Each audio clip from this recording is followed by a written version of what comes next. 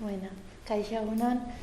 Aipatu bezala, gaur hain bogan dagoen adimen artifizialaren gaia jorratuko dugu, topaketa honetan. Eta, alde batetik gaur egungo egoerari begiratuko dugu, eta gero jarriko gara etorkizunera begira. Eta saiatuko gara irudikatzen gertatuko dena. Enpresarian proiektuan dagoeneko hasia gara, gaia lantzen. Joan den urtean adibidez, bai enpresarian azokan eta bai elkarrengandik ikasiz solasaldietan landu genituen gaiaren adar batzuk.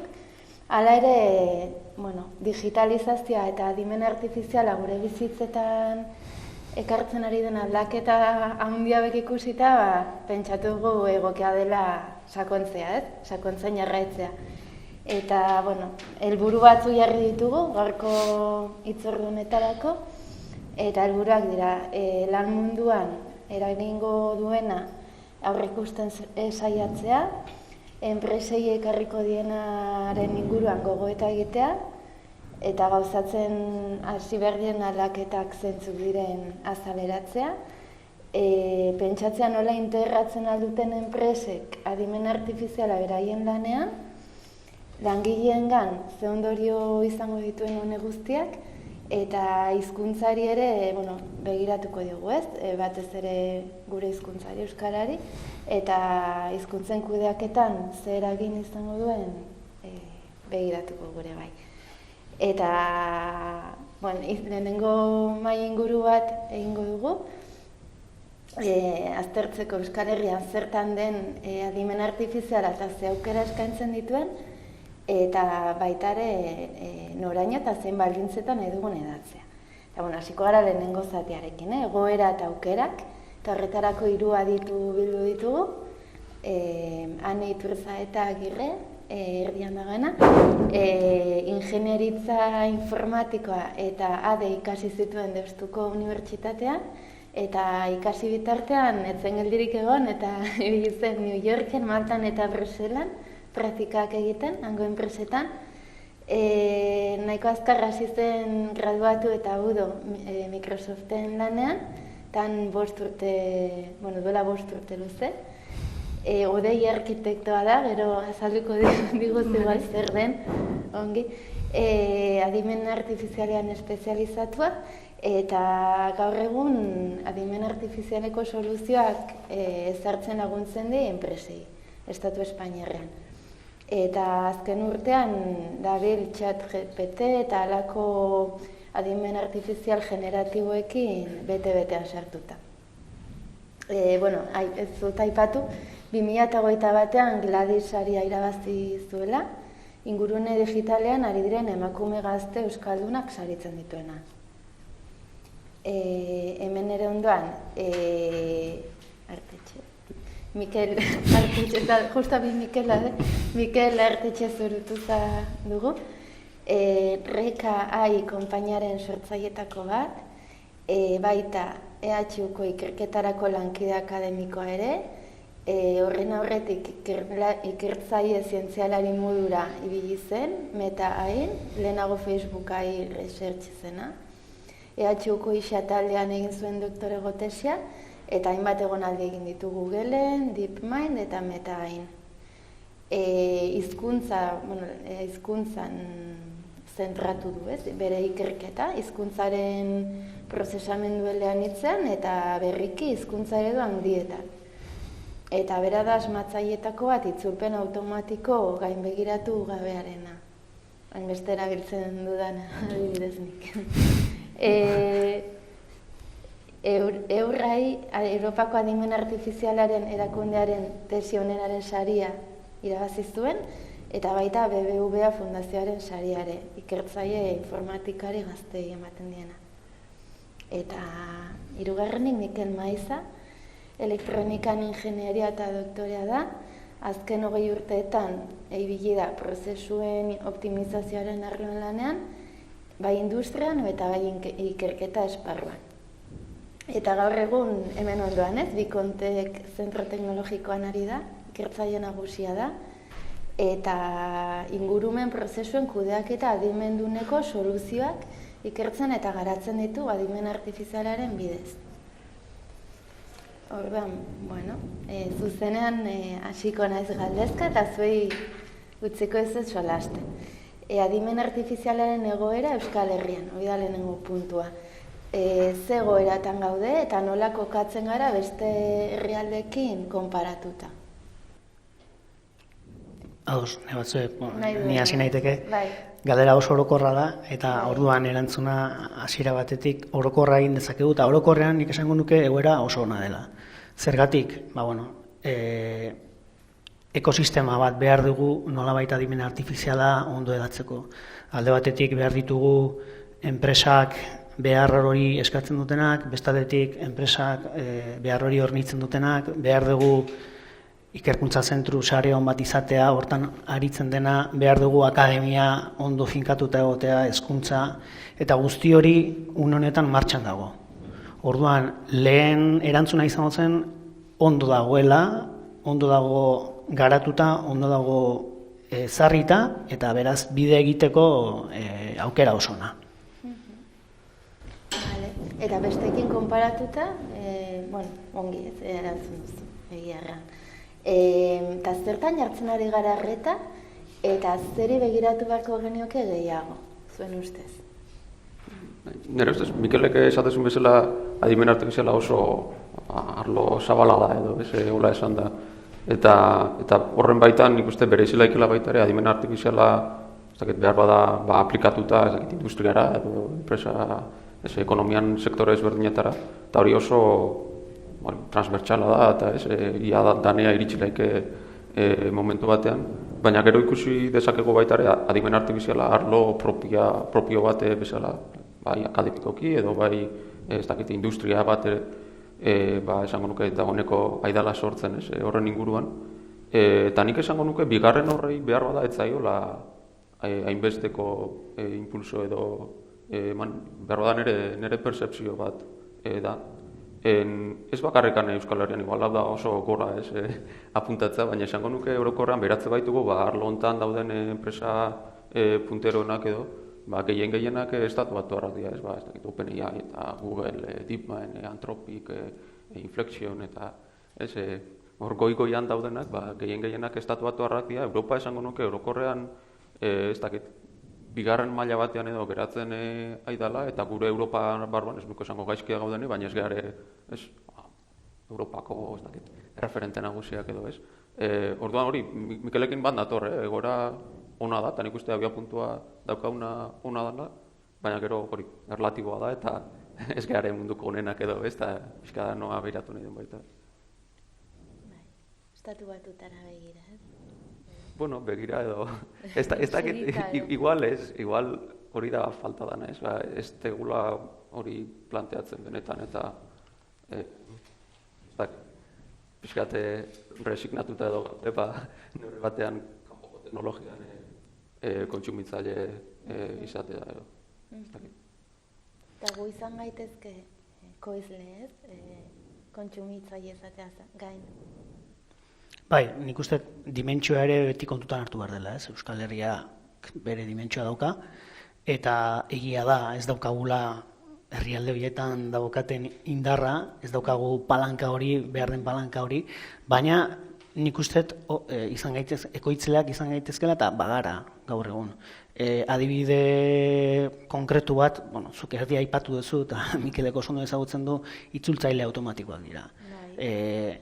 Batua, itzultzaile neuronala eta hemen sortutakoak dira. Noski horren atzetik badago teknologia, oinarrizko teknologia bat, ez aurretik sortuta dagoena, baina hori garatu egin behar da, eta moldatu egin behar da, eta gaur egun hori hemen egin da, eta oso ondo funtzionatzen du, dimentsioa kontutan hartu behar da.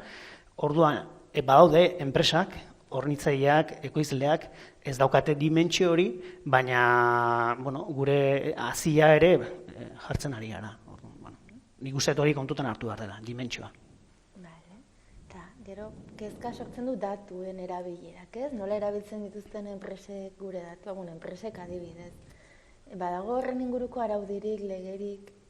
Araudi asko dago, eta gero eta gehiago etorriko da, eta espero etortzea guendik gehiago. Hor Europan damaki legedi bat ja urte batzuk, GDPR, zerrit euskeran nola izango zen, baina azkenan da gure datu pribatuak nola babestu, da hori ja oso regulatuta dago. Eta etorriko da guendik regulazio gehiago adimen artifizialaren inguruan ere. Orduan nik uste hori oso klabea dela. Osa, nahi bez nahi superdefentsorea aukera pilo bat dauzkegula, gauza pilatin behar diela, baina ez badu erregulatzen eta ez badu danak kontzientzia horrekin iten, azkenean ez dugu ezer ondo bengo gizarterako, orduan hori badago erregulazioa eta espero gehiago tortzea, eta nik ere badakit hemen Euskal Herri mailan adiela organismoak baita hemengo diputazioa, Gipuzkoako diputazioa eta sortzen beraien araudiak eta honen inguruan pixkat aukitzeko marko bat eta hortik ja hasteko lanean. Hori beharrezkoa, bestela ez goaz inora. Ez, baina letra txikia ez dugu irakurtzen, ez? Kukiak emateago dena onartu, eta... Hori da non arazoa da, hori da nokiten dugu, orduan, no? Hori... Ezok ere bai. Bai, nik esango nuke horri jarraituz zailtasun bat dela abiadura. Osea, momentu honetan, ja urte batzu gaira, esplosio bat ematen ari da, izugarrizko abiadura hartu duen teknologia bat da, eta abiadura horri jarraitzea legearekin zailtasun bada, ez? Eta, bueno, nik uste lan asko egiten ari dira, Europa mailan, esan ezagun etika adimen artifizialean ja urte batzuk duela lantzen ari den gai bat da, baina egia da, abiadura, garapenaren abiadura hain handia dela, horri jarraitzea ez dela arrez. Orduan, zailtasunik handiena horri ikusten dut. Uste horrek beldurtzen gaitula. Osa, da pixkat nik momentutan uste gure blokeoa gauza gehiago egiteko, Euskal Herri bezala edo enpresak dela ez daula regulazioa, ez nago prest, entidade publikoak eraidie zerbait asmatzen da, erritmoan azkarra da, ezintziala onko esto vanguardian, orduan horrek frenatzen gaitula uste. Nahi dituen gauzak, aikia juntatzen, hori oso importantea da kolaboratzea, baino ezin dugu igual azeleroi hori guendik, edo ez gauzartzen pixkat hortan. Ni ados nao, igual ez natorrera bat erregulazioen aldeko edo ez horrekin, igual beste aldean naolako edo izan daike ez, baina iruditzen zait, hain justu, gauzak hain askar edo azelako dago pixkat beldur bat, eta batzutan erregulazioa izatea, ez dakit, reaktiboa edo izatea, ostras, hau dator, zerbait atera beharko dugu, ez da, iruditzen zait, batzutan asko hitz egitea, adimen artifizialan arriskuaz, eta nik uste oso beharrezko elkarrizketa bat dela, baina baita ere, ez dakit, askotan iruditzen zait, nahiko abstraktoan edo izatea dela, ez da ebeida hori atatzea gutunak, ez dakit soinak sinatute gutun bat esaten arrisku existentzial bat, oso filosofikoa da. Claro, oso filosofikoa bezala da, konkretutik desente urruntzean, eta nik uste falta dela, pixkat, ez dakit, erregulazio hau atea behar badeu, zehazki zein dira arriskuak eta ze modutan erregulazio horrek balio du arrisku hori mugatzeko bestela nik itxura hartze diot bihurtuko ala burokrazia lan nahiko potolo bat neurri batean mugatu dezakena baita ere innovazioa edo Europan baitan Europatik Europako legedi horiei begira behintzat Eta hori ez pixkat lehenokoekin lotuz eta berriro esatet. Eta Mikelek arrazoi oso dauka eskala beratu behar deula, ez? Eta hemen Europai buruz hitz egiten, baina Euskal Herrian beste tamaina badauka edo ez. Baina pixkat perspektiba zabalago hortatik iruditzen zait, bat orokorrean teknologia berrien arloan Europak izan duen zerbait da, ez? Nagusiki kanpoko eta nagusiki estatu batorrak dian konpainiak edo dia nagusi, Google edo Facebook eta bar. Eta gero Europak erregulatze du eta multa hartze ditu eta esatea bezala, guk kanpoko erabiliko dugu, baina arauak jarriko ditugu eta ez ezingo ez zuen nahi dezuena edo. Eta iruditzen zait, arauak beharrezkoa dira, baina gustatuko litzaidake baita ere, ez pixkat ez dakit saiatzea, bultzatzea bertakoa den zerbait eta gure ez dakit baloreakin edo ez guk nahi deun horrekin lerrokatuago daun zerbait hemen bertan sustatzea. Bai, nik uste bukatzeko pixkat arlo ezberdinak daude ez. Eta hor, nik uste Mikele komentatu du, beldurra mugitzen da hortik zehar daukan indarragatik izugarrizko tresna da, izugarrizko aukerak ematen ditu, eta horrek beti bezala gauza onak eta gauza txarrak ekartzen ditu. Baina badaude arlo batzuk, gaur egun oso garrantzitsuak direnak, adibidez, adimen artifizial generatiboak dauzken aukerak izugarrizkoak dira, eta orain, esan dezagun, zailtasun asko sortzen ari dira jabetzari buruz. Lan bat egiten da, lan horretan parte hartu dute, esan dezagun, tresna askok, pertsona askok, horren atzetik dauden jabeak asko dira, eta jabetasunari buruz adibidez, gaur egun zailtasunak daude. Orduan, badaude arlo batzuk ongi regulatu behar direnak, hor dudarik ez egoteko, adibidez. Baita ere responsabilidadea, azkenean kotxe autonomoi guztitzeiten badeu da oso kasu tontoa, baina oso argi ikusten da, zerbait pasatzen bazaio zein da responsablea. Hor dana behar da regulazioa, Mikel. Bai. Hori dana ondo uki, berda, hori dana horko reglak, pixkat araboieko oso argi, eta baita, obviamente, pribatasuna, gero segun ze modelo egiten ditugun eadien, eukitzen duten kontuta gure gizarteko dibertsitatea, zagitzen hori dana ondo uki behar da idatzita, eta ondo behar da regulatuta, bestela, gizarte bezala ikustet, gaizki ongo gara egiten gauzak. Ja, ezina dena libretzi. Hori kaos bat alda bihurtu. Zientzia fikzioko pelikula bezala alda bihurtu dena. Ados naho, ez? Baina, hori pixkate konkretua gora edo doata. Ados naho, adibidez, guain dela gutxi, estatuatutan ataue exekutibo bat, eta ez dakiz, tamainatik gorako eredu bat entrenatzen balin badezu, edo ez dakiz, ez? Zerbait oso protxa potoloak indako sistema bat sortzen balin badezu, nik ez dakiz historia zarren behar da, ez da hori da pixkat, ez dakit, neurri batean mesedeitea baita ere, dagoneko egoera sendo batean dauden enpresai edo, eta ez dakit. Irutzezek gauza desberdinak diala, gauza desberdinak buruz hitzetenak gala. Ados egon da, nik uste danok dagoela, baina oinarri batzuk jarri behar dira, finkatu behar dira, adibidez, haneko ondo jakingo du ChatGPT eta erraminta hauek, ez?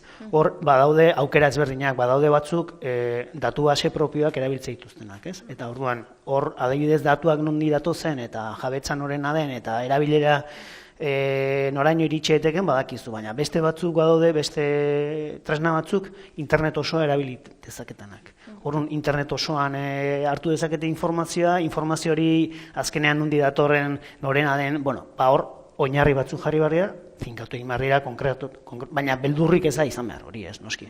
Tresna bada, beti bezala, automatizazioa industrian beti egonda, garapen bat egonda, eta hau, azkenean baita automatizazio mota bat da, arlo askotan, eta beldurrik ez da izan behar, baina bai jarri behar dira oinarri batzuk.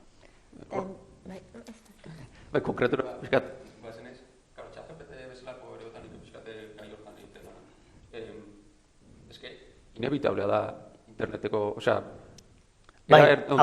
ondako eredua jaten duten datu guztiak, nebalin badeu, ez dakit, jabaitza respetatu eta erabat ezinezkoa izango litzake eraontako ereduak sortu. Ados nago, Miguel, oso komplexua da, eta orduan esan nahietena da, erregela batzu jarri behar dira, baina ez dira izan behar erregela esan ezagun blokeatzaileak. Baizik eta eredu berriak, baina pixka bat garbiak direnak, ez? Baina argi dago ezin dilela muga handia jarritzen eta bestela azkenean hor geratuko ginateke. Idea bat iteko erauntako ereduak gutxienez trilioi bat hitzeko testuetan entrenatuak daude. Zuk esate balin badezu testu hori, pentsa esan bat liburu izan laizkeen hori milaka edo milioika, literalki milioika liburu. Datu horiek lortu behar baditugu benetan hori, autorean onespenakin ordaindu ez dakiz zer. Karo, ados egon naiteke, hori behar bada eredu hobea izango zen, baina murriztapen horiekin erabat ezinezkoa izango litzake hori sortzea, orduan Europak esate balen hori ezin da egin, orduan Europan erabat ezinezkoa, erabat atzea gehatukoa arlo honetan, eske ezinezkoa delako. Esan edutena da, badaude arlo batzuk adibidez, ez dakit, artea, musika, horrekin esan ezagun, lukratu egin daiteke jende asko, eta batzuetan arte hori nola sortu den, musika hori nola sortu den, jabetzan horrena den, osea, arloaren arabera da, hizkuntzan garbi dago, osea, horre, mugak jartzea pixka bat absurdua da, ez? Muga behintzet oso zorrotzak.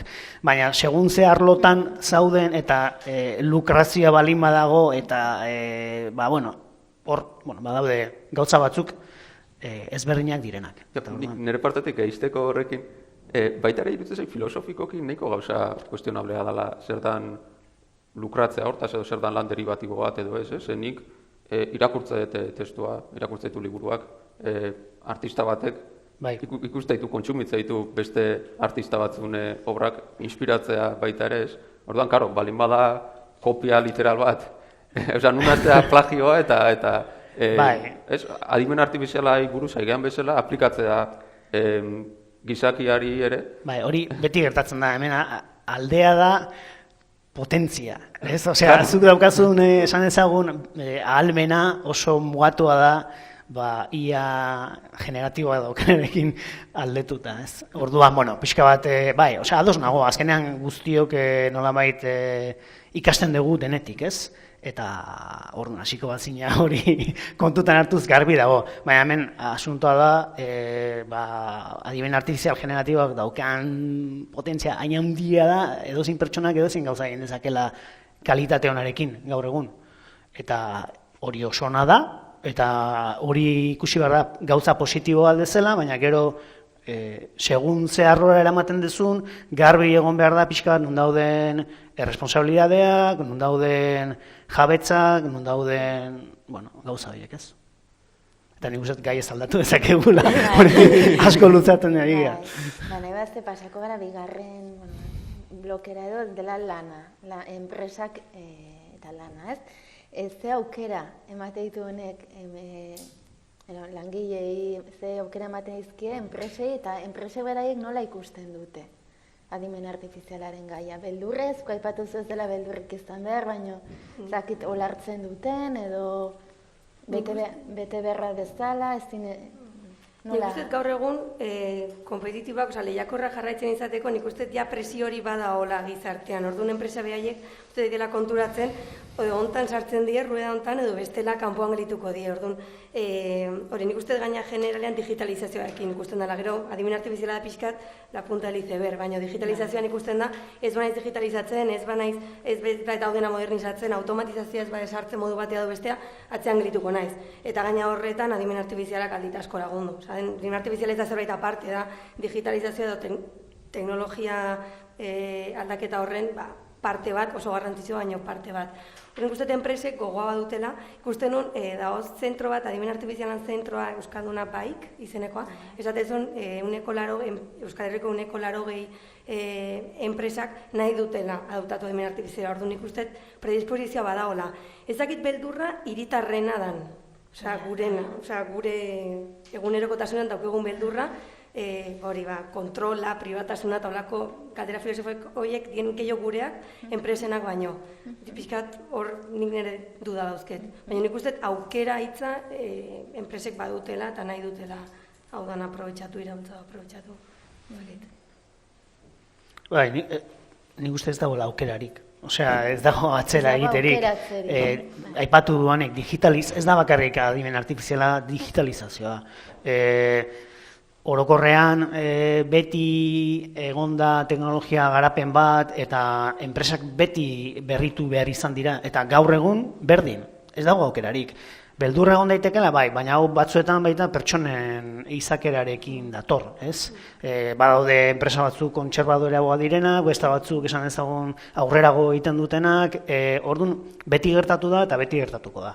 Eta alde horretatik, baita, ikusi barratze esperientziak izan dituzten enpresek, ez?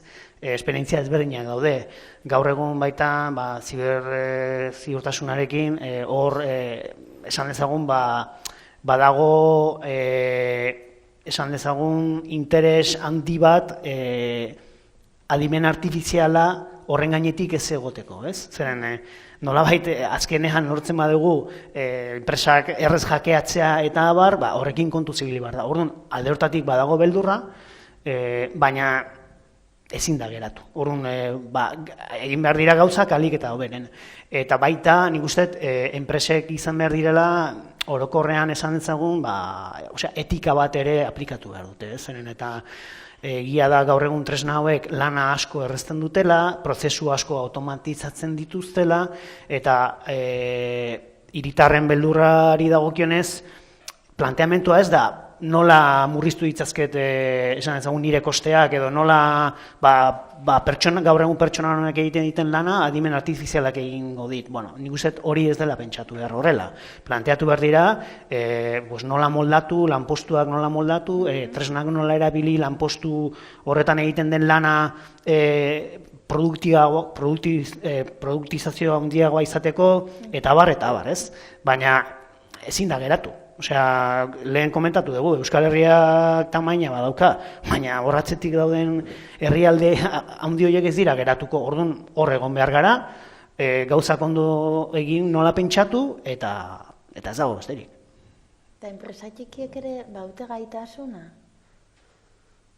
Nik uste hor oso injustua idala izaten mundua, baita esan du Mikelek, hor handiak, ni naiz amerikana baten parte, baina hor ikusten dut benetan guk ere iten deun lana, abiez IBEX-eko enpresekin, gehien bat IBEX-ekin iten lan, askoz aukera gehiago daukete kontratatzeko, gaina esposatzet kontratazioari buruztitzen godula, kontratatzeko ekipo handiak, zientzia eta datuen inguruko ekipo pilo bat kontratatu, eta enpresa txikiek ez dute olako gaitasunik. Orduan, nik uste hor, ez dakit nola, baina modu batera enpresa txiki hori ere aukerak eman bartezki edo, ez dakitan entitate publikoak edo laguntzak edo zerbait, gora altxatzeko besteratzean gerituko die eta lortuko du handiek bakarrik hor mantentzea. Orduan, nik uste hori adimen artifizialak eta digitalizazionek aldola diferentziatu merkatuan enpresa bat, orduan hori, handiek bakarrik bali modote aukera, dana jango dute.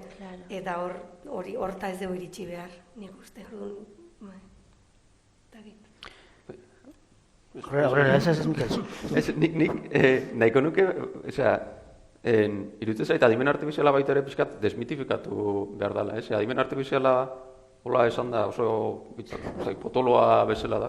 Baitara hitz bat, benetan, ez dakit, marketing terminoa dela edo, baina behintzat ez da hain termino tekniko, ez?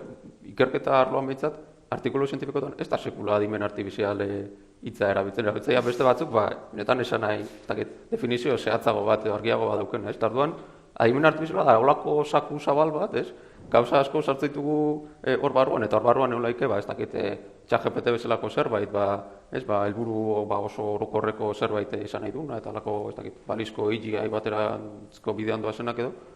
Baina baita ere, ikasketa automatiko, klasikoko, ez dakit, edozin aplikazio, gure artean daudena, oso aspaldidanik, eta ez dakit,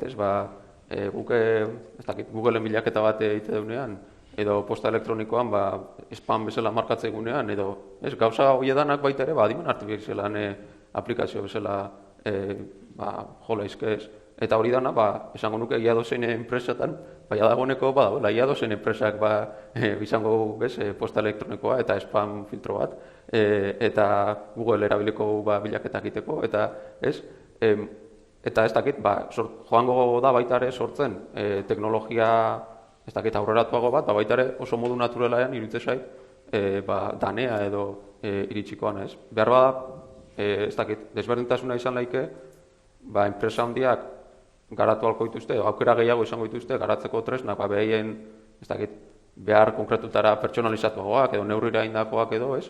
Eta berriz, ez dakit, enpresa txikiak, kontsumitu erabili beharko dituzte, tresna orokorragoak edo, ez?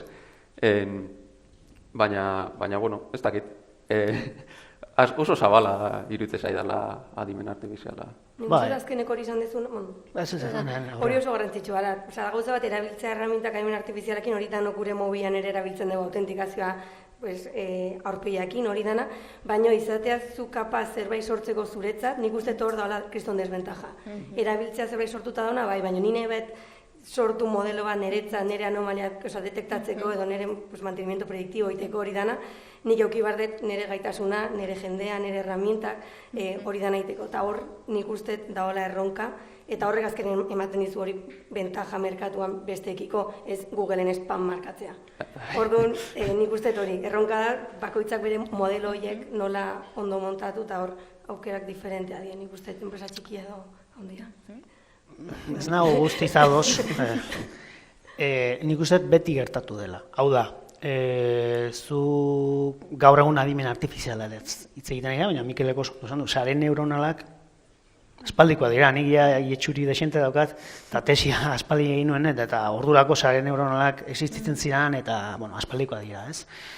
Bai, enpresa handiek beti izango dituzte aukera gehiago, baina baita kontutan hartu behar dugu hori berti gertatu dela. Adibidez, denok ezagutzen dugun erraminta informatiko bat da RPA, ez?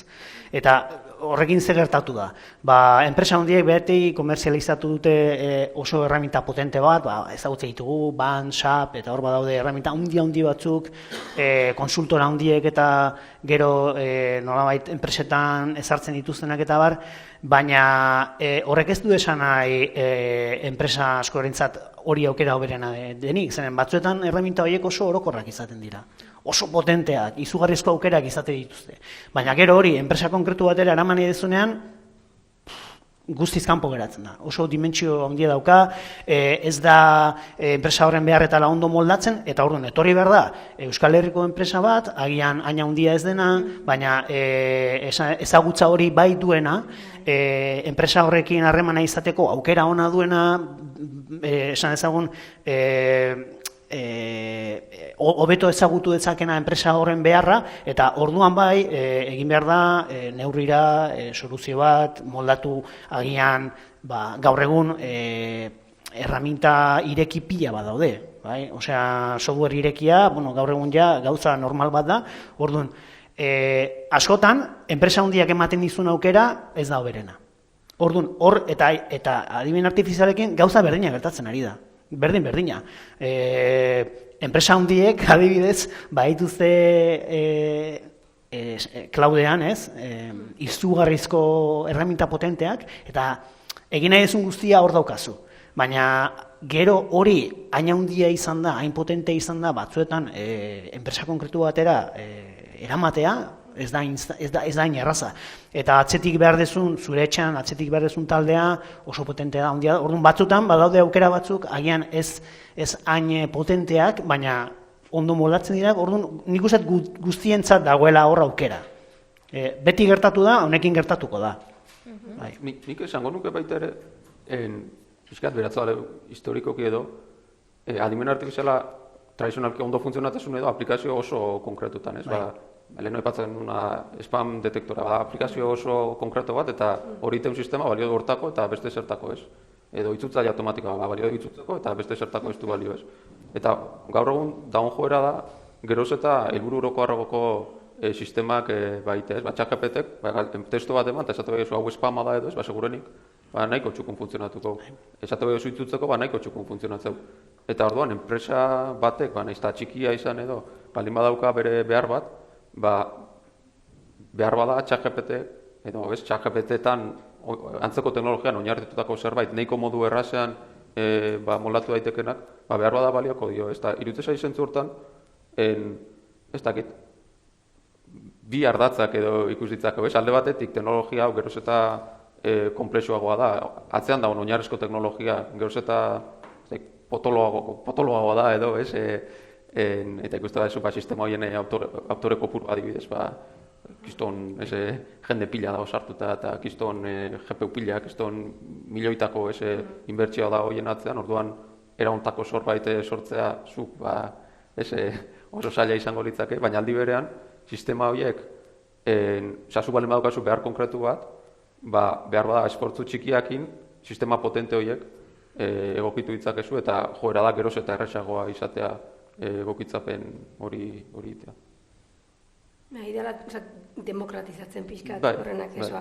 Hala nik uste beste modelo asko ez da lain erresa. Hori modelo prediktiboak fabriketan, eta hori ChatGPTek ez dizu ingolako ezer. Hor nik uste behar dela pixkat aukera gehiago, enpresa txikiak ez dela inbeste aukera zakin. Nire perspektiba jarritzen hori izaten. Nahiko diferentzia dola handiak eta txikiak, mintzat Espainia mailan, nahiko, baina, bueno. Eta ez nuke bukatu nahi hizkuntzetan sartu gabe, ez? Aipatu zue, hemen gauza sortzea ze garrantzi duen badago gaitu.eus adibidez, olako ekimenek garrantzia handia dute, ezta? Bai, berez itzultzaia aipatzearen, guk Microsoftetik ez dugu ez asmatu, eta esatizu daude milaka pertsona Ameriketan dan asmatzen, euskerakin ez dute atinatu, eta hemendik atea da, kontetik. Orduan, gauza asko bari hizkuntzekin, edo hemengo gauza propioekin daukena zer ikusia, hemendik Euskal Herritik atea barro, eta hemengo enpresekin behar dute. Orduan, itzuli da, guretzat da kriston gauza ona, eta hemendik inda, eta hori ezin izan da parekatu. Orduan, olako ekimenak eta beharrezkoak, eta eski Euskal Herritik atea behar dira. Hori hortan imar daudan. Bai, nik uste itzulpen automatikoan kasua nahiko garbia da, ez? Microsoftek ez dakizun bat, igual ehun hizkuntza inguru edo dauzka, ez itzultzaile automatiko bat, eta elean hitza da dauken sistema, orduan ehun horien kombinazio danan artean edo itzuli behar du, eta ez dakiz zehazki detaile bajutan nola sortu da, baina Googleen sistemak eta bintzat inglesa erabiltzet normalean pivote bezala edo zentro bezala. Eta karo, euskeran kasuan horren behar bada ez dauka hainbeste zentzurik edo ez, eta hemen bildu ditzakegu datuak kalidade altuagokoak ez, esfortzu, neurrira indako esfortzu batekin, adibidez Microsoftek edo Googleek ez lukena ingo ez, eta hori gero sisteman helburua ez da ehun hizkuntza, ehun bider, ehun kombinazio alik eta ondoen itzultzea, baizik eta kombinazio bi edo lau alik eta ondoen itzultzea. Eta horrek azkenean diferentzia markatzeko eta hori bada zerbait hemendikan inbehar duguna eta bultzatu behar duguna. Bai, hor nire ustetan beste gako bat datuak dira. Datuak, esan dezagun, euskerazko datu base potente bat lortzea ez da hain triviala. Hori pixka bat nik lehen pertsonan bizi izan duet, ni ez naiz egon horretan sartuta, baina nire lankideak bai, eta urteak behar izan dira datu base on bat egiteko, eta nolabait, badakigu gaur adimen artifizialaren oinarri funtsezkoena datuak birela, eta hor izugarrizko saltoa egon da. Orduan, adibidez, enpresa handia bentsat datu horiek lortzea edo datu base potente bat izatea, ez da hain erraza beste hizkuntza batzuekin bezala, ez? Eta hori ere nik uste importantea dela. Eta hori aldi berean baita ere bada muga inevitable bat euskerak daukana, hori idea bat iteko, lehen aipatzen nuen ChatGPT bezalako estilo hortako sistemak, gaur egun entrenatzaia trilioi bat, 10 trilioi hitzetan edo token edo hitzetan esango genuke, trilioi amerikanoak.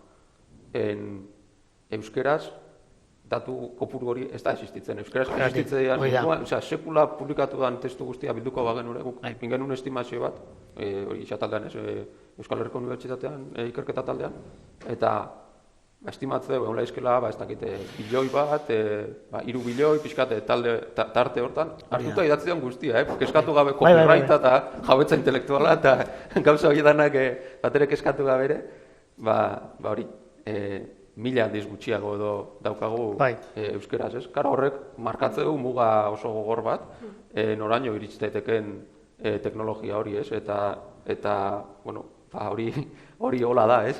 Eta horrek eskatzeu baita ere, ikerketa, oinarrizko ikerketa bat, lantzeko adibidez transferentzia ikasketa teknikak, ez? Nola aprobetxatu ingelesez dagoen ezagutza hori, ez? Edo ingelesez hain ondo funtzionatzen duten eredu horiek, sistema horiek abiapuntu bezala hartu, transferitzeko ezagutza hori edo gaitasun horiek, euskerara, nahiz eta datu gutxiago erabilez, pixka zerotika hasi beharrean euskeraz ikasten edo. Eta hor badago, oso espazio, ez dakit, polita eta garrantzitsua, baina baita ere eskatzen oinarrizko ikerketa bat eta lanketa bat. Zakit nahi duzen, azkeneko mezu bat eman, edo bestela zabalduko dugu galderen tartea, edo komentarien tartea. Nahi duzen. gelditu zaizu zerbait, aipatu nahi zenuketena. Bueno, agian nik aipatuko nuke, zorionez badukagula aurrera begira nik uste positiboak izan gaitezkela gaur egungo belaunaldiak digitalizazioan erabat murgilduta daude, eta, nik nire semearekin ikusten dut digitalizazioarekin zerikusia duten gauzak ni baino 1000 aldiz hobeto egite ditu, ez?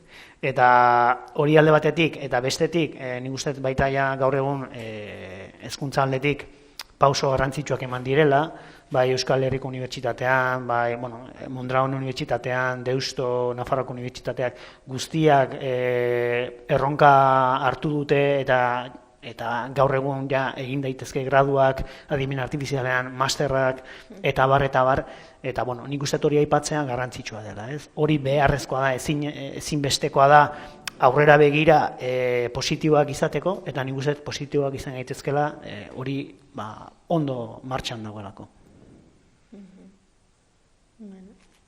Ezakit zerbait komentatu nahi du norbaitek, edo galdetu? Estela ni galdetuko dute gehiago. Hizkuntza ez dugu aipatu, hori gelditu zait, hezkuntzatik begiratu pixko gaiari, posible dugu egin. Ze egin beharko litzateken, edo... Zupizkat aipatuzu, no? Nik oso klabe ikusten dut hezkuntza honen, abiadura honen puntan jartzea, osea, pixkat modernizatu erabat, azkenan unibertsitatetik ateatzen da jendea preste doteko da hon beraunaldi hontan. Osea, ni beti esaten dut, nik ikasi nun, bukatu nun 2018an ikasten, eta enun eman ezer adimen artifiziale buruz, enun eman ezer odeiai buruz, ezerrez karreran, informatikako karreran. Orduan, igual vanguardian egotea oso zaila da, baina bai pixkat jun sartzen, haidi jaiten saiakerak, eta daude master pilo bat datuen inguruan eta hola, inkluso karrera berriak, baina behar da pixkat, hor sartu gauza berriak, temario berria, jende ateatzeko pres, porque enpresek beharko dutena hori da, perfilak oso estadistiko, matematiko, datuen zientziaren inguru hortan. Ni ados nago, baina aldi berean, ez dakit, behar bat nik ez nun auki ez, oso berriak zian gaian edo, ez, irakasgairik edo, eta ez dakit, gero gu irurok gauden tokira iritsi geha alata guztiz, ez? Irutzen batzutan bilatze dugu, unibertsitatea edo orokorrean hezkuntza ezin da izan, nik nahi eta hau izan, baita kurso hau, edo klase hau eta juten naiz, eta birtuko naiz aditu bat gai hortan, ez? Askotan, ez dakit, murgiltzea ingurune batean, edo ekosistema batean edo, eta gero neurri handi batean da, zure iniziatiba edo, hortik elikatzea eta ikasten jutea eta formatzen jutea. Eta, ados nago berritu behar da, uste, aidala baita ere, adimen artifizialeko gradua doa adibidez H1, eta aida hobetzen zentzu hortan, baina hori, gure jarrerare pixkate alatu beharko genuke pixkat txip hori iruditzen zaite batzutan. Bai, dudik gabe, edo zein kasutan kate bat da, ez? Azkenean hori adibidez enpresek kontratazioak eta mailaren gainean dituztenean beti profil konkretu batzuk bilatzen dituzte, eta kasu honetan dano dakigu datu ingenieriak, datu zientzilariak eskatzen direla konkretuki, ez? Eta horretarako nahi eta nahi ez beharrezkoa da profil horiek izatea eta aurretik horretan formatuta egotea. Gero norberak noski bere bidea egin behar du eta norberak izan behar ditu esan ezagun bere iniziatibak, baina ezinbestekoa da hezkuntza aldetik aukera hori ematea, enpresek bestela kanpora jo beharko dutelako. Eta gaur egun hori oso garrantzitsua da. Gradu bat egin badezu adimen artifizialean, enpresak badaki nora jo behar duen. Nik uste hori kate bat da, orduan ondo landu beharrekoa.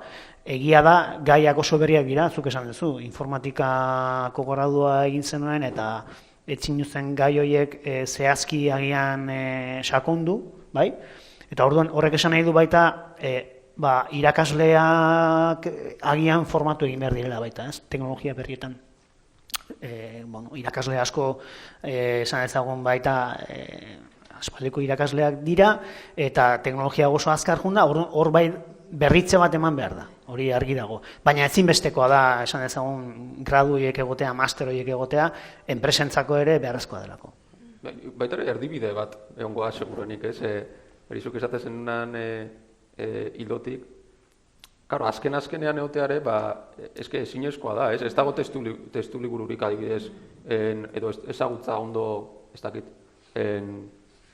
ondo aterrizatuta, da, hainbat gain inguruan, eta nahi balin baezu enteratu nola funtzionatzen ChatGPT edo, seguruenik artikulu zientifikoak irakurri beharko dituzu, eta ateatko da hilabete, atesa karrera egiten, eta hurrengo urteako ja aldatu da desente, eta ez, orduan, utzi behar da baita ere denboa bat, pixkate aterrizatzeko edo finkatzeko. Hori batetik eta bestetik, zuk aipatzen zenun lehen, Mikel, sare neuronalak, 80. hamarkadan ere bazeuden, eta gero bazirudin petzula oso ondo funtzionatzen, eta ahaztu zian, edo alde batea utzi zian, eta berria garai hortan beste zerbait izan, ezta? Eta guain itzuli dira indarra handiakin, orduan behar bada, ez dakit, oinarri horiek izatea, nik karrera zinunean, sare neuronalak ez zeuden modan, etzean lantzen, eta nik sare neuronalan irakasgai batean eunintek, eta esan, geha maten 80. hamarkadako gauzak, honek ez du esertako balio ez dakiz, eta guain hori da funtzionatzen da, eta ega eskatzen, sare neuronaletan irakasgai gehiago jarri berdia, ez da? Orduan, hori, ezin geha berritzen bergea, baina ezin geha ez dakit modan segitzen. Argi dago hor, erdibide bat behar da, ez nik adibidea jartzen nuen, duela egun batzuk enpresa batekin bilera bat izan nuen, eta enpresa hau nolabait adimen artifizialeko soluzioak sortzen nahi da, eta garbi esaten zuen enpresak, nik nire kontratazioak oso zehatzak egite ditut, ez dut kontratatzen horretan formakuntza ez daukan pertsona bat, baizik, eta hori niretzat oinarrizkoa da, ez? Hori izatea, hori transmititu nahi nuen, baina egia da, erdibide bat egongo da beti, eta irakasleak zuk esan dezun bezala badaukate oinarri on bat, eta irakasle asko ikertzaileak dira baita, eta beraz aukerak dituzte baita gaur egungo aurrerapenak irakurtzeko, eta orduan noski, erdibide bat, guztiz ados. Bueno, galderarik? Bai. Kaixo. Hor, erronkei lotuta, hor danak edo jende guztiok esaten du, produktibitate igoera nabariak egongo direla adimen artifizialarekin. Hor, badaude sektore batzuk, ja identifikatu daudenak, zerbitzuak, abokatuen bulegoak, gu teknologia inguruko enpresak gara, eta hor baditugu gure azterketak edo azterketatxoak, nolako eragina izango den gure produktibitatean. Gero hori produktibitate hori nola kudeatuko den, beste gai bada, ez? Baina zuek nola ikusten duzue, edo ze sektoretan egingo den nabarmenago langile bakoitzaren produktibitatearen aldaketa, igoera. Informatikan adibidez, esaten dute, ehuneko 30-ko guk ditugun irakurketak eta ehuneko 30-ko, ehuneko 40-ko produktibitate igoerak egongo direla. Zuen ikuspegitik, hori etorriko da, noiz etorriko da? Nik uste da etortzen ja, hortan gaudela produktibitatean inguruan. Nik uste nun gaina galdera beste nun baitetik zijoara, porque produktibitateak askotan ematen gaitu pentsatzea ze pasakoan gure lanekin. Nik uste industrian baino, ze tarea iten duen pertsona horrek. Orduan bai daude enpresen barruan, tarea batzuk diela gaur egun mekanikoagoak edo pixkat ez dutenak zuere kreatibitatea edo pixkat parte pertsonal hori martxan jartzen, mekanismo hori, hor horiek bai aldien ikustet askoz gehi automatizatu eta hori dana. Beste tarea asko bai daukate parte kreatiboagoa edo pixkat zure kriterio pertsonala hor sartzen dana joku horre jarraituko doeoten. Azkenean hau ez da dana Osea, gu danok aldatzea makinekatik, sustituitzea, baizik eta pixkat elkar bizitzea. Osea, hori izango zen idea. Orduan, da gure gaitasunak potentziatzea edo. Hitz asko erderaz inglesez ez ekiz, baina, bueno, da pixkat hori, gure gaitasunak, pixkat handiagoak itea. Baina ezakit industriak ez dakit nola, tareak, tarearen arabera ingo nuke diferentzia hori, ezakit besteok. Bai, galdera zaila da, ez. Eta nik erantzuna ez daukat garbi, baina nik uste gaur egun batez ere lan intelektualetan daukala esan dezagun esan dezagun aukera handia adimen artifizialak, ez. Talde hortatik, zuk esan dezu, produktibitatean nola neurtzen da, ez, adiez programatzaileak. Bai, garbi dago gaur, Copilotekin, ChatGPTekin eta bar, programatzeko abiadura izugarria handitu da. Baina, beti behar gaur egun behintzet, ez da 100% fidagarria, makinak idazten dizun kodea hori errebisatu gabe eta validatu gabe nunbaiten martxan jartzea, hori bat beharrezkoa da, itzulpenekin gauza berdina gertatzen da. Osea, gaur egun nik ez dut oso ondo ezagutzen mundu hori, baina pixka bat irudipena daukat itzulpenekin gertatzen dena, itzulpena egin daukazu, baina gero errebisatu egin behar da, ez? Ezin da itzulpen hori bidali norbaitek errebisatu gabe. Eta orduan, orokorrean, iarekin, nik uste gauza antzekoa gertatzen ari dela, lan intelektualekin zerikusia daukan gaietan. Beti egon behar da norbait hori balidatzen duena, eta gero beste gauza bada, zuk gauzak abiadura handiagoan egiteko aukera daukazu, baina gauzak gero eta azkarrago aldatzen dira. Eta orduan, bata bestearekin dator. Hau da, bai, azkarrago egiten ditut, baina sarriago egin behar ditut aldaketat, gauza gehiago egin behar dauzkat, bata bestearekin dator. Orduan, azkenean produktibitatea nola neurtzen den, pixka bat erlatiboa da. Nik alde hortatik ez dut ikusten momentuz behintzat ez dut ikusten horrelako gauza beldurgarririk. Industrian gaur egun robotizazioa izugarria da. Arlo batzuetan hori ez da aldatuko. Hau da, automatizazioa aspalditik egiten da, ez da gaur egun ezagutzen dugun adimen artifizialarekin egiten, baina egiten da kontrol automatikoarekin, optimizazioarekin, guzti horiek izugarrizko automatizazioa ekarri dute industriara, uste hor aldean derik ez dela egongo, batez ere kalitatean, automatizazioaren kalitatean, adiez, zuk lehen komentatu duzu, falloak detektatu, mantenimentu prediktiboa egin, arlo batzuetan aukera gehiago ekartzen ditu teknologiak. Baina lan intelektualean, nik uste hor erraztu egingo du lana, baina lana egiteko modua aldatuko da. Produktibitatea handituko da segun nola neurtzen duzun. Lan bat egiteko abiadura handituko da, baina lehen 3 egiten bazen dituzten, orain 30 egin beharko dituzu. Abiadura orokorrean handiagoa delako denetan. Enpresetan ikusten da, digitalizazio prozesuak geroz eta motzagoak dira. Lehen enpresa batetan jartzen zen edozein informatikako tresna, eta horrek 10, 15, 20 urte irauten zituen, gaur 5 urtero aldatu egin behar dira. Orduan, bata dana eskutik dator. Hor, anekdota tonto bat nire lankide kontatzen diatena dela, Excel sortu zenean, kriston kausa, ni uste nola jaiota, oso txikian nintzera, baina kriston kausa izan omentzan, Excela sortu, eta orduan, finantziero guztiak dana kontabilitatea eskuz eta emate zutenak, kriston beldurra. Hori aurretik baita kalkuladorakin pasazan, kriston kausa. Jarraitzen dute lan horiek egiten, eta segurazki kontableak eta hori dana, Excelekin askoz lan azkarrago egiten dute, eta danak bere honean jarraitzen du.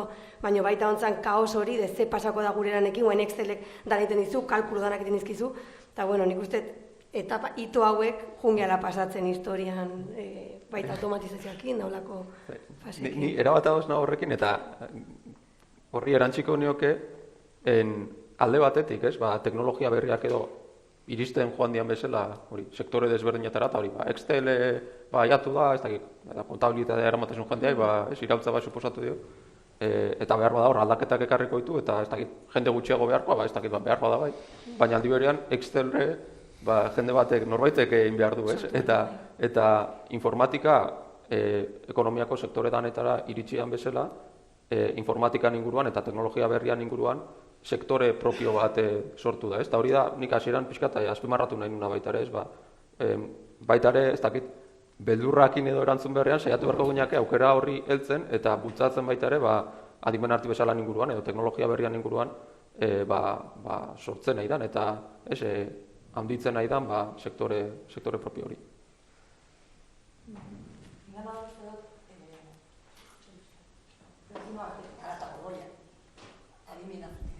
Dakarren guztia tresna batetik haratago doie. Gure mundua aldatu du, gure lan egiteko modua, gure harremantzeko modua, ez teleak pertsona batzuena, bai? Orduan uste duten, kasu honetan, aukera izugarriak zabaldu irakusela, hor ez daukatik inongo dudarik, hizkuntzen erabileran, ni enpresetan lan egiten dut, Euskara Planetan, eta enpresetan aukera handiak zabaldu dozkuz, itzulpen automatikoko gauzek adibidez, edo hotsaren ezagutzak, azpitituluak, euskara hileko bat emoteko, baina eraberean baditugu arrisku batzuk, bai? Baditugu arrisku batzuk, Indiatik datorren pertsona batek orain, enpresa batera, igual ez daukala zertan euskara ikasi behar, bai? Korreoan jartzen diogu itzultzeko pinpan, eta ez du ikasi behar, bai? Pertsona adimen artifizialak eta, batez be, Mikel esan duzuna, potentzialidade horretatik, ekarriko diguten mundu ikuskera, zein izango da, bai? Oso globalizatuta dago, orduan, ustot, produktibidadea sari garela denpora guztien, datuak, ezakizer, baina ikuspegi humanistiko hori, itzulpen automatikoak, erizaina la enfermera itzultzen du, bai? No hay enfermeros, bai? Eta medikua, el mediko. Hor badago genero alborapen handi bat, bai, eta horren moduan beste asko.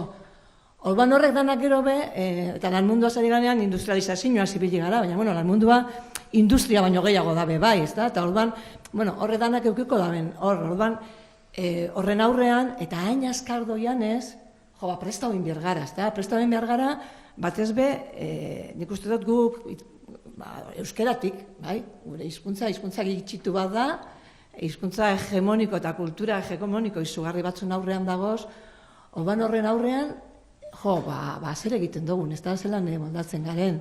Eta bat egiten dut Mikelekin uste dut badaukagula hemen gaitasun bat, eta ezagutza, eta neko hizkuntza gutxituenetan paratzen bagara oso altuan gagoz rankinan, ez da, baina ez dakizuek zuen erakundeetatik zelan bizi dozuen hori, hau da, behar ditugu ingenieroak, behar ditugu datuetan dabiltzenak, baina behar ditugu igual gizarte erronkei aurre egiteko ikuspegi humanistiko bat jarriko dioten guzti honi, enpresetan zelan dago hori, zuen erakundeetan edo ikuspegi hori zelan hartzen da kontu, edo ez dakit. Galdera potoloa da, nahi duzuk hasi, Mikel. Bai, nik uste,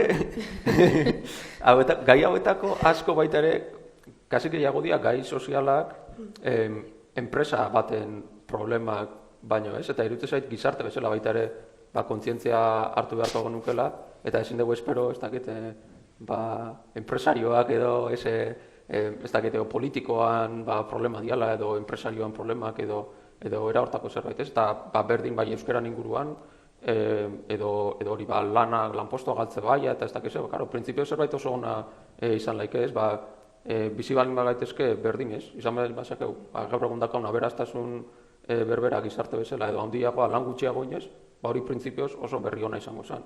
Beste kontu bada, aberaztasun hori nola banatzean, eta hori arazo sozial bat da ez, eta gizarte bezala lanin beharko genuke edo borrokain beharko genuke, behar bezala ez, banatu dain aberaztasun hori ez, eta euskerakin segurenik berdin ez.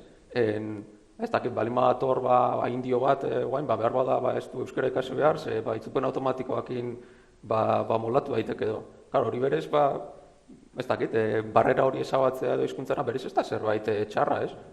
Beste kontu bat da, gizarte bezala nolabait ez badeu, ez dakit, behar hori edo pixkat transmititzen, hori kanpotik datorren norbaitei, hemen euskeraz bizi nahi dugu, eta nahi balin badezu txertatu, euskeraz ikasi beharko zenuke edo danadalakoa, baina hori, ez dakit, ze puntutaino badan, ez dakit, enpresan kontu bat edo ez gehiago danona, ez. Nik horre ikusten dut, Microsoften partetik erraminta perspektiba gehiago. Guk ematen ditugu erramintak zuk beste edozeinekin hitz egiteko posibilitatea edukitzeko, indio batekin, japones batekin dana dela, baina gero nola zuk hori adoptatzen ezun zure gizartean, zure enpresan, hortan lana da, eta hortan nik uste ez dela informatiko hori behar. Baizik eta behar dela gehiago, pixkat gizarte, incluso filosofo, pixkat, incluso linguistak, enpresa handi askok dauzketea linguistak informatika proiektutan sartuta. Bermatzeko hizkuntza ondo tratatzen dela, dana ondo ari dela, esto genero ikuspuntutik ez duteko diferentziarik, beste rol asko dauden informatikaz aparte. Informatika diek emango dute erraminta, baina gero nola enpresek hori adaptatzen duten jendea nola adaptatzen da nortara eta hori dana hor da hor baita lana. Ezakit hori, justo Microsoften nik hori zuten beste ikusten, baina zurekin superados neon. Bai, eta justu generoan aipatzezuna, hori ikerketan lantzen nahi dan gai bat, eta nik elkarlanen bat izanet gai horren inguruan, eta zientifikoki bai da aztertzen nahi dan gai bat, eta jarraitu behar da aztertzen edo, gai horiek esan, ez da erabate astu behala edo kontu horietan, eta baita ere askotan, buelta eman argumentu hori, ja dagoenekoz gizartean dauden arazoan reflejoa da, beste arazo hauek, igual, aumentatze dira, edo arriskua izan daike, espiral batean sartzea eta geroz eta potoloa goitea, baina ez da genero alborapena ez du sortu adimen artifizialak, kontrakoa lehenagotik datu horietan badago alborapen hori, eta horren ondorioz adimen artifizialak ikasi du alborapen hori reproduzitzen edo inkluso handitzen, kasu batzutan, Beraz, ez dakit, arazoa zabalagoa baldin bada, soluzio ere zabalagoa izan beharkoa eta... Segituko dugu antzinera, ongi iruditzen mazaitze, bigarren mahai inguruari hasiera emango diogu. Txalo bero bat, beraiei. Eskerrik asko.